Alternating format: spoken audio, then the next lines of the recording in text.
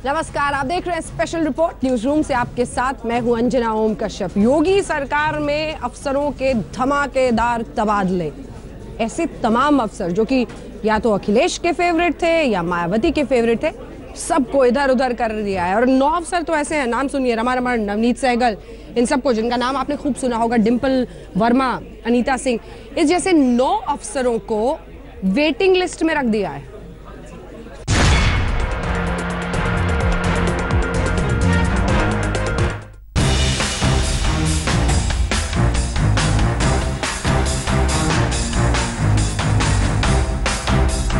प्रदेश में रहा हूं, यहां पर सड़क से लेकर के सदन तक की यात्रा किया हूं, स्वाभाविक रूप से सड़कों पर भी आंदोलन किया हूं, मंदिरों में मठों में घूम करके भिक्षा भी प्राप्त किया हूं, तो मुझे यहाँ की सारी बीमारियों का पता है और उसका उपचार कैसे होना है इसका भी मैं इंतजाम कर रहा हूं। यूपी के मुख्यमंत्री योगी आदित्यनाथ प्रदेश में अपनी टीम बनाने में लगे हैं। सरकार बनाने के चौथे हफ्ते में उन्होंने नौकरशाही पर अपना हंटर चलाया है। योगी सरकार ने 20 अफसरों का तबादला किया है। अखिलेश और मायावती सरकार के दौरान मलाई काट रहे अफसरों पर योगी के एक्शन की गाज गिरी है। ऐसे कई अफसरों की कुर्सी खींचकर योगी ने उन्हें वेटिंग लिस्ट में डाल दिया है। जरा वानगी देखिए। मायावती और अखिलेश सरकार के दौरान सबसे खास आईएएस अफसर नवनीत सहगल को सरकार ने प्रतीक्षा सूची में डाल दिया है। नवनीत सहगल सूचना, पर्यटन, धर्मार्थ कार्य विभाग के प्रमुख सचिव थे। मायावती और अखिलेश सरकार के पसंदीदा अधिकारी रमा रमण को भी योगी ने प्रतीक्षा सूची में डाल दिया है। रमा रमण बरसों तक ग्रेटर नोएडा विकास प्राधिकरण के चेयरमैन रहे। इन दिनों वो अवस्थापना, औद्योगिक विकास और एनआरआई विभाग के प्रमुख सचिव थे। रमा रमण नोएडा और गौतम बुद्ध नगर के अध्यक्ष भी थे। योगी सरकार ने अखिलेश सरकार की करीबी प्रमुख सचिव डिंपल वर्मा को प्रमुख सचिव बाल विकास एवं पुष्टाहार से हटाकर प्रतीक्षा सूची में डाल दिया है। अखिलेश सरकार की एक और करीबी आईएएस और नागरिक उड्डयन एवं राज्य संपत्ति विभाग की प्रमुख सचिव अनीता सिंह को भी प्रतीक्षा सूची में डाल दिया गया है। ग्रेटर नोएडा और नोएडा के मुख्य कार्यपालक अधिकारी दीपक अग्रवाल को भी उनके पद से हटाकर प्रतीक्षा रद्द कर दिया गया है। अखिलेश सरकार के एक और करीबी विजय कुमार यादव को गाजियाबाद विकास प्राधिकरण के अध्यक्ष पद से हटाकर प्रतीक्षा सूची में डाल दिया गया है। इसके अलावा संस्कृति सचिव डॉक्टर हरिओम, अपर मुख्य सचिव भूतत्व एवं खनिज कर्म डॉक्टर गुरदीप सिंह, यूपी एसआईडीसी के एमडी अमित कुमार घोष को भी प्रतीक्षा सूची में डाला गया है।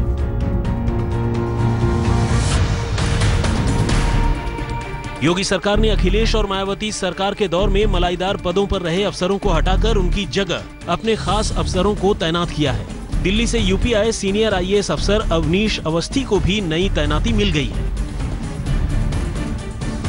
अखिलेश सरकार में जो जिम्मेदारियां नवनीत सहगल के जिम्मे थीं, करीब करीब वो सारी जिम्मेदारियां अवनीश कुमार अवस्थी को दे दी गई हैं। अवनीश अवस्थी को धर्मार्थ कार्य, सूचना एवं पर्यटन विभाग के प्रमुख सचिव, पर्यटन के निदेशक, यूपीडा और उपसा के सीईओ की जिम्मेदारी दी गई है। अखिलेश सरकार के कार्यकाल में जो जिम्मेदारी रमा रमण के पास थी, वो जिम्मेदारियां अब तक मेरठ के कमिश्नर रहे आलोक सिन्हा को सौंप दी गई हैं। आलोक सिन्हा अब अवस्थापना एवं औद्योगिक विकास विभाग के प्रमुख सचिव का कार्यभार संभालेंगे। अब तक इलाहाबाद में आबकारी विभाग के कमिश्नर रहे मृत्युंजय कुमार नारायण को मुख्यमंत्री के सचिव के तौर पर तैनात किया गया है। उनके पास नागरिक उड्डयन, राज्य संपत्ति एवं संस्कृति विभाग के सचिव की अतिरिक्त जिम्मेदारी भी रहेगी। इनके अलावा राज प्रताप सिंह, अनीता मेश्राम, मुकेश कुमार मेश्राम, भुवनेश कुमार, आमोद कुमार, पंधारी यादव और अमित मोहन प्रसाद को नई जिम्मेदारी दी गई है। प्रदेश के आईएएस अफसरों के इस पहले तबादले से योगी ने साफ कर दिया है कि उनके राज में दागी अफसर अहम पदों पर नहीं रहेंगे। वो सिर्फ मेहनती, तेज तर्रार और ईमानदार अफसरों पर ही दांव लगाएंगे। मौसमी सिंह के साथ कुमार अभिषेक, लखनऊ, आज तक। योगी सरकार ने पहली कैबिनेट में ये लगभग तय कर लिया था कि जितने भी पुराने, जिसमें ऐसे योजनाएं होंगी जिसमें या तो समाजवादी पार्टी का नाम या अखिलेश का नाम या किसी तरह से समाजवादी लिखा जा रहा है, उन सभी योजनाओं को वो रोक देंगे। इसी वजह से जो पेंशन योजना है, समाजवादी पेंशन योजना, उस पर रोक लग गई है। बाकायदा जांच के आदेश दिए गए।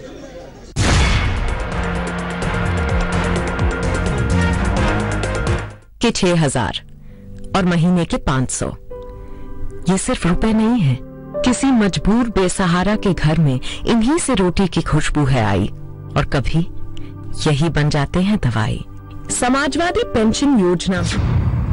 फिल्म अभिनेत्री विद्या बालन जिस समाजवादी पेंशन योजना के मायने पूरे यूपी को समझाती थी, उस पेंशन योजना पर यूपी की योगी सरकार ने ब्रेक लगा दिया है। यही नहीं, सरकार ने समाजवादी पेंशन योजना पर जांच बिठा दी है। आरोप है कि इस योजना को लागू करने में काफी भेदभाव हुआ। लखीमपुर खीरी जिले में 1 लाख से ज्यादा लोगों को समाजवादी पेंशन योजना के तहत पेंशन मिलती थी। अब इस पर रोक लगी, लोग परेशान हो गए। महिलाएं गुहार लगाने लगी कि भले ही इसका नाम योगी पेंशन योजना कर दें या श्री राम पेंशन योजना, लेकिन खुदा के लिए पेंशन न रोकें। पेंशन हमको मिल जाती थी समाजवादी, तो इसमें जो है अपने बच्चों का थोड़ा बहुत जो है मतलब अपना पढ़ाई लिखाई का जो है मतलब उसमें ध्यान दे लेते थे। वो जो चलाना चाहे मतलब कोई नाम से चालू कर दे, अरे भगवान राम सिंह जी से चालू कर दे ना, करना इसको खर्चा थोड़ा बहुत चलता था, परेशानी हो जाए। हाँ, अब तक समाजवादी पेंशन योजना का लाभ ले रही कानपुर की महिलाओं को भी उस समय तगड़ा झटका लगा जब इन्होंने सुना कि योजना पर रोक लगा दी गई। इससे हम लोगों को राहत मिले, पेंशन से थोड़ा सहारा मिल जाता था, रोटी दाल का चलती थी हम लोग। इसको नियम बदल के चालू करना चाहिए, अब बढ़ा के मिलनी चाहिए, बंद न करें। नहीं। इटावा के बुजुर्गों को पहले 500 रुपए समाजवादी पेंशन के तौर पर मिल जाते थे, थोड़ा खर्चा बर्चा चल जाता था, लेकिन इस योजना पर रोक की खबर ने इन्हें भी परेशान कर दिया। आदमी हमारी शराबी कबाबी औलाद हमारी सही नहीं, हम तो खुद परेशान हैं। हमको जो पेंशन मिलनी चाहिए, हमको चलती थी मिल जाए, हमारी ये पेंशन बंद हो गई है। हमें पेंशन मिलनी चाहिए, जब तक हमारी जिंदगी रहे जब तक हमें पेंशन मिलनी चाहिए। मथुरा वाले तो अब तक योगी सरकार के हर फैसले से बहुत खुश थे। 1 रोज पहले ही उन्हें 2400 घंटे बिजली का तोहफा मिला था, लेकिन समाजवादी पेंशन योजना बंद किए जाने की खबर ने पेंशन धारकों को मायूस कर दिया है। कोई स्कीम हमें कोई दूसरी दे, कोई हमें मतलब पैसा ऐसा कुछ मिले, गरीब हैं तो वैसे अपने बच्चे पाल सकें। अब मिलते थे, सहारा था। अलीगढ़ की पूनम शुक्ला कहती हैं कि सरकार ने अच्छा ही किया कि योजना बंद कर दी, लेकिन पूर्व सांसद ने इस योजना के बंद करने को गलत बताया। और मैं कहता हूँ इसको 100% गलत है। इस योजना को बंद नहीं करना चाहिए। समाजवाद किसी पार्टी का नाम नहीं है, क्योंकि ये अपने लोगों को दे रहे थे, देख देख के अपने लोगों को ईमानदारी से जो पात्र थे उनको तो मिल ही नहीं रही थी। योगी सरकार ने पहले ही कहा था कि जिन योजनाओं के नाम के साथ समाजवादी शब्द जुड़ा है उनका नाम वो बदलेंगे, लेकिन समाजवादी पेंशन का नाम तो नहीं बदला, अलबत्ता इसे ठंडे बस्ते में जरूर डाल दिया गया है। योगी आदित्यनाथ ने जिस समाजवादी पेंशन योजना को रोका है, वो योजना अखिलेश यादव के दिल के सबसे करीब रही है। इतनी करीब कि ये मुद्दा अखिलेश यादव के मैनिफेस्टो का सबसे अहम मुद्दा था। अब सरकार इसे नए कलेवर में लाने की तैयारी कर रही है, लेकिन उसमें समाजवादी शब्द नहीं होगा। हो सकता है ये योजना मुख्यमंत्री पेंशन योजना के नाम से जानी जाए। कैमरामैन नीरज कुमार के साथ कुमार अभिषेक, लखनऊ, आज तक। योगी सरकार के मंत्रियों ने अलग अलग जगहों पर तमाम सरकारी दफ्तरों में घुस कर अचानक किसी भी टाइम छापेमारी की। कितने अफसर पड़े गए, सभी पकड़े गए क्योंकि कोई वक्त पर ऑफिस पहुंचने का आदी नहीं था। तो क्या तस्वीर बदल गई? आज तक के तमाम हमारे सहयोगी अलग अलग जगहों पर निकले और इन्हीं सरकारी दफ्तरों में जाकर उन्होंने जायजा लिया, वक्त पर पहुंच रहा है कोई?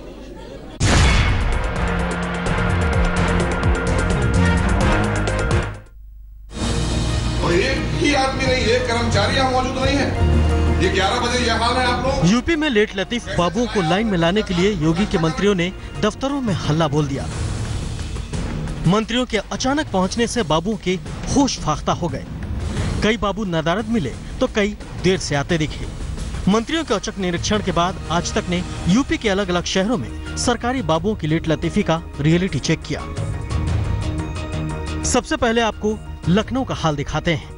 आज तक की टीम जब सुबह 10 बजे लखनऊ में कृषि भवन पहुंची तो वहां तमाम कर्मचारी और अधिकारी पहुंच चुके थे। आज तक की टीम ने कृषि भवन के गेट से लेकर कर्मचारियों और अधिकारियों के कमरों तक को खंगाल लिया।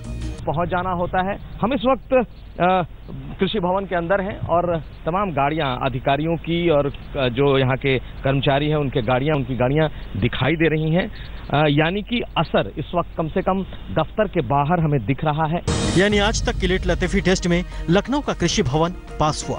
समय से और बिफोर आ गए हैं सब लोग। यहाँ पर 9:15, 15, 16, 17 तक के सब लोग आ गए। मतलब तकलीफ है, देर से आते हैं, उनकी दिक्कत नहीं, बाकी सब टाइम सब आ रहे हैं, कोई दिक्कत इसमें नहीं है। और बहुत अच्छा हुआ मंत्री जी आके यहाँ पे जो देर से आते थे, जो देर में आते थे, उनके लिए बहुत परफेक्ट हुआ है। मुख्यमंत्री योगी ने लखनऊ एनेक्सी में साफ सफाई का औचक निरीक्षण किया था। बाद में उनके मंत्री मोहसिन रजा ने भी छापा मारा था। और एक भी आदमी नहीं, एक कर्मचारी यहाँ मौजूद नहीं है। ये 11 बजे यह हाल है आप लोगों का। हज कमेटी के दफ्तर में तो खाली दफ्तरों में एसी पंखा चलता देख मंत्री जी भड़क उठे थे। आज तक की टीम ने उसी दफ्तर का रियलिटी चेक किया। हज कमेटी के ऑफिस में कर्मचारी काम करते दिखे और साफ सफाई होती दिखाई दी। आज तक के रियलिटी टेस्ट में हज कमेटी का दफ्तर भी पास साबित हुआ। ये वीडियो मेरठ का है। एक लड़का एक लड़की घर में मौजूद थे। कुछ लोग पहुंच गए वहां पर और लव जिहाद के नाम पर खूब उत्पात मचाया। खुलेआम गुंडागर्दी की इजाजत इस देश का संविधान नहीं देता है। हिंदू युवा वाहिनी के कार्यकर्ता कथित रूप से थे, अब वो इससे इनकार कर रहे हैं।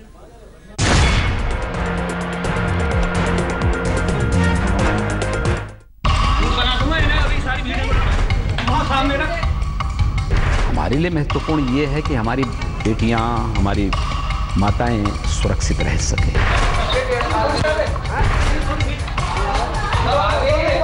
फर्स्ट गाइडलाइन है कि एक लड़का लड़की चल रही है, वो भाई बहन भी हो सकती हैं, मित्र भी हो सकते हैं, आप उनको नहीं छेड़ेंगे।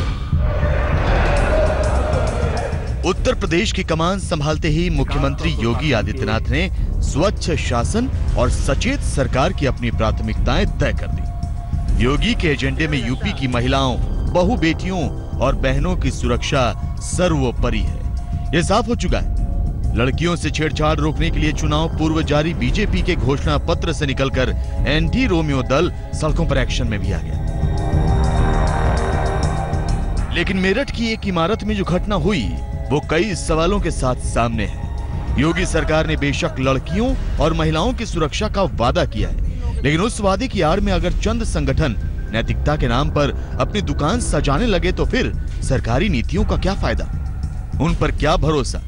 मेरठ के शास्त्री नगर इलाके में हिंदू युवा वाहिनी नाम के संगठन के कार्यकर्ताओं ने एक घर में धावा बोलकर प्रेमी जोड़े को दबोच लिया। मामला इसलिए भी सुर्खियों में है क्योंकि लड़का और लड़की दोनों अलग अलग धर्मों से ताल्लुक रखते हैं। हिंदू युवा वाहिनी के कार्यकर्ताओं का आरोप है कि पकड़ा गया युवक लड़की का धर्म परिवर्तन कराना चाहता था, यानी केस लव जिहाद का है। तेरा नाम क्या है? असीम। असीम। तेरे बाप का क्या नाम है? जोर से बोल। नाम पूछो इसका क्या नाम है तेरा? राजेश। राजेश। राजेश। तेरा नाम असीम। तेरे भाइयों का नाम? भाई नेमा अकेला है? जी। बहन है कोई? जी। क्या नाम है? रिधिमा। रिधिमा। उस लड़के ने ये कहा कि मैं इस लड़की का धर्म परिवर्तन कराने के लिए अपने साथ लाया हूँ और मैंने इसे अपने जो प्रेम जाल में फंसाया वो इसलिए फंसाया ताकि मैं इसका धर्म परिवर्तन करा सकूं। और वो बताता है कि इससे पहले भी वो कई बार इसको ले जा चुका है। हिंदू युवा वाहिनी के कार्यकर्ताओं ने न सिर्फ कमरे से पकड़े गए जोड़े को सरेआम बेइज्जत किया, बल्कि उन्हें जबरन थाने भी ले गए। थाने में दोनों को ले जाकर वाहिनी के बेलगाम सदस्यों ने पुलिस से प्रेमी जोड़े के खिलाफ कानूनी कार्रवाई करने का दबाव डाला। हिंदू युवा वाहिनी के कार्यकर्ताओं ने पुलिस पर मकान मालिक के खिलाफ भी कार्रवाई करने की मांग की है। इनका आरोप है कि मकान मालिक ने जिन लोगों को किराए पर मकान दिया है वो जोड़ों को किराए पर मकान देते हैं। ये धंधा बहुत लंबे समय से चल रहा है। अनेक बार शिकायतें करने के बावजूद भी वहाँ के क्षेत्रवासियों के द्वारा कि यहाँ पर इस तरीके के लोगों ने मकान लिए हुए हैं जिनके मकान वास्तव में रेजिडेंस कहीं और है, लेकिन इस प्रकार के धंधे कराने के लिए उन्होंने LIG क्वार्टर्स ले लिए और उसमें वो धंधा कराते हैं। तो उसी की कड़ी में ये दोनों युगल पकड़े गए हैं। तो हमारा यही मांग है प्रशासन और शासन से कि ऐसे लोगों को पहले तो किराएदारी देते समय यदि वो किराएदार है तो उनका वेरिफिकेशन हो, और यदि हम इस प्रकार का धंधा करा रहे हैं तो उन लोगों के खिलाफ सख्त से सख्त कार्रवाई हो। चलिए ये मान भी लिया जाए कि लड़का और लड़की दोनों अलग अलग धर्म के हैं, लेकिन दोनों को सबके सामने बेइज्जत करने का अधिकार हिंदू युवा वाहिनी जैसे संगठन को किसने दिया है? जब उत्तर प्रदेश में पुलिस और कानून की पूरी व्यवस्था है तो फिर किसी तीसरे की दखलंदाजी का क्या मतलब? डरी सहमी और समाज से अपना चेहरा छिपाती इस लड़की को देखकर आप खुद इसकी मनोदशा का अंदाजा लगा सकते हैं। अगर कल ये लड़की सामाजिक और पारिवारिक दबाव में कोई गलत कदम उठाती है तो इसका जिम्मेदार कौन होगा? मेरठ से उस्मान चौधरी के साथ आज तक ब्यूरो।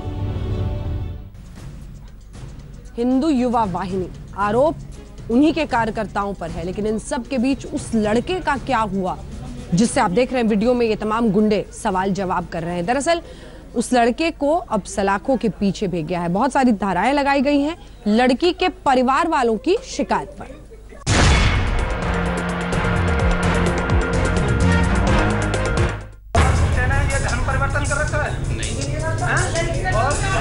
कैसे तुम दोनों ने माँ बाप के नाम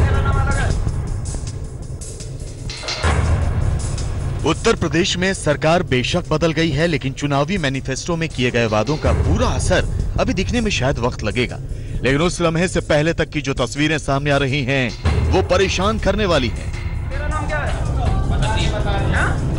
मेरठ की इमारत में हिंदू युवा वाहिनी के कार्यकर्ताओं ने पहले तो लड़का लड़की का सार्वजनिक बेइज्जती कार्यक्रम किया, फिर उन्हें सबके सामने जबरदस्ती थाने ले गए। मन इतने से नहीं भरा क्योंकि नई सरकार में शायद इनका दबाव पुलिस पर भी खूब काम करता है। लड़के के खिलाफ केस दर्ज हुआ, फिलहाल वो जेल की कोठरी में कैद है। हिंदू युवा वाहिनी के जोनल प्रभारी सचिन मित्तल पुलिस की कार्रवाई से बेहद खुश हैं। पुलिस भी लड़के को जेल भेजने के पीछे कानून की धाराओं का ज्ञान सुना रही है और लड़की के परिवार वालों की दलील का दावा कर रही है। लेकिन कानून को हाथ में लेने वाली हिंदू युवा वाहिनी ब्रिगेड के खिलाफ पुलिस एक शब्द नहीं कह रही है। बार बार पूरी घटना का ही जिक्र खाकी पहने अफसरों की जुबान से बाहर आ रहा है। बिल्कुल नहीं लगती। अगर आप किसी की निजता भंग कर रहे हैं, अगर वो निजी तौर पर दोनों बच्चे अगर बालिग हैं, अगर नाबालिग भी मान लीजिएगा लड़का या कोई है, तो जब तक कोई शिकायत ना हो तब तक टू डायरेक्टिव तब भी नहीं लगेगी। इससे किसी को एतराज नहीं कि सभ्य समाज में नैतिकता का स्थान सर्वोपरि है।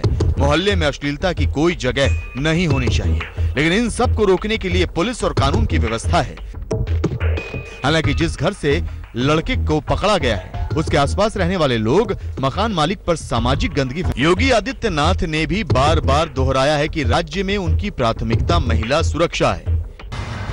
मुख्यमंत्री के वाजिब संदेश और सोच से किसी को आपत्ति नहीं, लेकिन इसे सहारा बनाकर कोई संगठन अपनी मनमानी करना शुरू करे तो फिर दिक्कत वाली बात है। मेरठ से उस्मान चौधरी के साथ आज तक ब्यूरो। ये जो हिंदू युवा वाहिनी पर तमाम आरोप लग रहे हैं, अप्रैल 2002 स्थापना हुई थी और योगी आदित्यनाथ ने ही की थी। एक बार अब जब योगी आदित्यनाथ उत्तर प्रदेश के मुख्यमंत्री बन गए हैं, होड़ मच गई है। हिंदू युवा वाहिनी में सभी भर्ती होना चाहते हैं।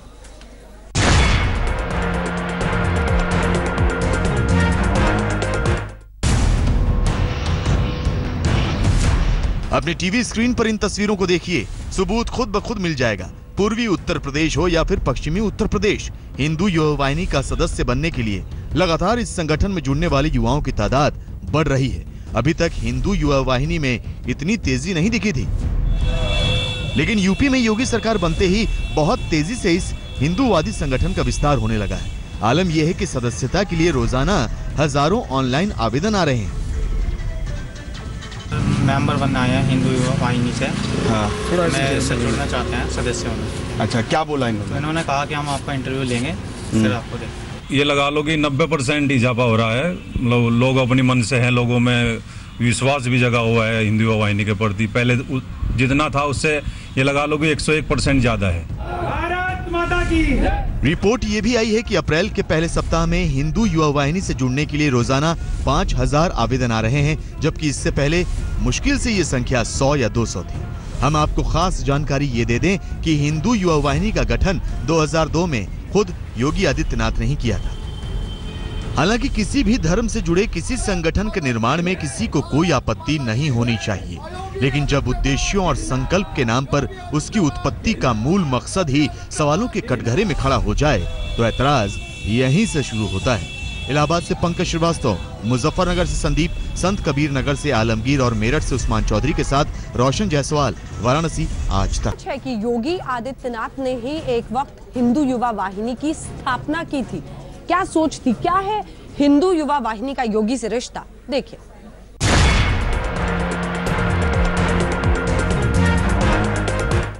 मैं आदित्यनाथ योगी ईश्वर की शपथ लेता हूं कि उत्तर प्रदेश की सत्ता के शीर्ष पर हैं बीजेपी के फायर ब्रांड नेता योगी आदित्यनाथ। लेकिन आपको बता दें कि इसी योगी आदित्यनाथ ने साल 2002 के अप्रैल महीने में हिंदू युवा वाहिनी नाम के संगठन की नींव रखी। दिन था रामनवमी का और संस्था का दफ्तर बना गोरखपुर रेलवे स्टेशन के पास मौजूद हिंदू भवन। योगी आदित्यनाथ ने हिंदू युवा वाहिनी का निर्माण खास मकसद के साथ किया। हिंदू धर्म, समाज और हिंदुस्तान की सांस्कृतिक विरासत को जरूरत के हिसाब से पुनः स्थापित और सुरक्षित करने के लिए हिंदुओं को संगठित और प्रेरित करना, गो और गोवंश की हत्या का विरोध, हिंदू समाज के सभी धर्म संप्रदायों में आपसी समझ, सहयोग और सौहार्द को विकसित करना। ये कुछ ऐसे उद्देश्य थे जिन्हें ध्यान में रखकर योगी ने अपनी सियासी पारी के साथ साथ इसे आगे बढ़ाया।